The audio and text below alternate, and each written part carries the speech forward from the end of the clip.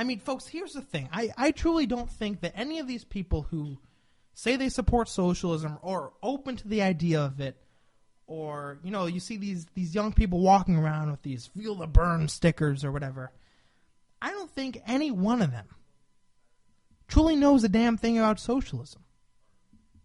I don't think they do. I don't think they know the history of it. I don't think they understand the ins and outs of it. But I'll tell you why. I'll tell you what's attracting them to it, folks. I've come to believe that what it really is, in many ways, is a rejection of capitalism. In other words, what they're hearing about capitalism in classes and in the media is pushing them away. And so they're going to another system, socialism.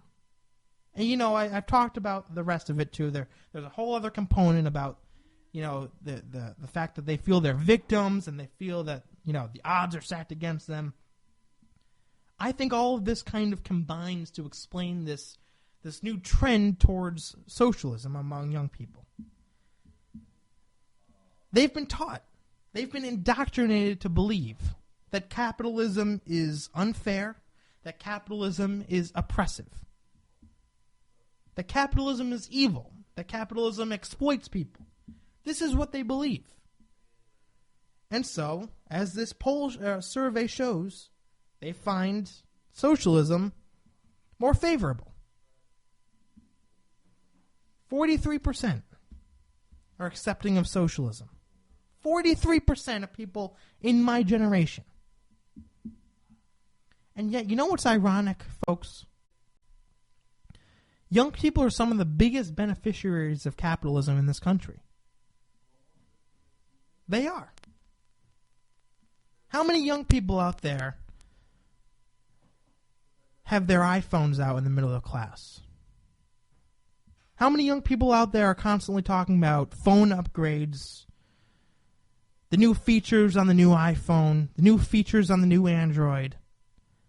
How many young people compare data plans, compare prices for these data plans, and all the rest?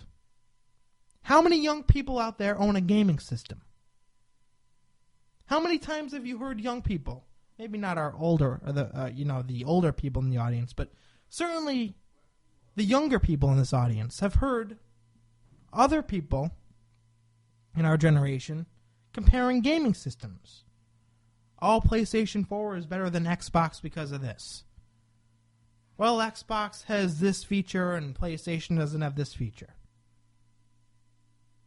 Almost every single young person owns some type of gaming system. And in return, they go out and buy games for these gaming systems that look interesting to them. Either they see an ad online or they see an ad for it on television. How many young people out there buy music on iTunes? They stay updated with their favorite artists. They look at the top 10 lists or top 20 lists of the most popular songs of the week or whatever it is. How many of them listen to the radio? How many of our young people go out on weekends? Go to bars, go to clubs? How do they determine which bar or which club to go to? It's whatever one looks most appealing to them. It's whatever one has the best prices, whatever one has the best deals in many cases. You go to bars. You purchase drinks at these bars. How do you determine which drink to purchase? Well, you take cost into consideration. You take, you look at what you like, and you compare these drinks to drinks at other clubs. How many young people can relate to that? How many young people use a computer? Use some kind of laptop or tablet for, I don't know, gaming, for taking notes in class, for writing, for surfing the web, for whatever. If you have a laptop, I'm sure you went to the store and you asked someone who works there, what are the benefits of this laptop? Why should I get this one over this one? Why is this Android better than this, or this tablet better than this tablet?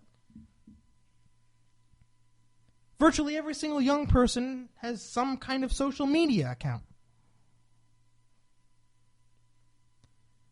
Young people go out and they buy new clothes, they buy new shoes. Well, how do you determine which new clothes to buy or which new shoes to buy? This is all capitalism. Young people, whether they know it or not, are some of the biggest beneficiaries of capitalism in this country. And yet, they reject it. And yet they believe that it's nothing but an oppressive system and all the rest. The fact of the matter is, and this is what they don't understand, we the people produce items. We the people have created this wonderful capitalist society, full of gaming systems, full of nightlife, full of new computers and new phones and social media sites. This is all a result of capitalism, of man's creation, of the ability of us to produce, not, as we see in socialism and communism, not the government. We the people produce, not the government. We the people create wealth, create jobs, create opportunity, not the government. And yet, under socialism, the government owns the means of production.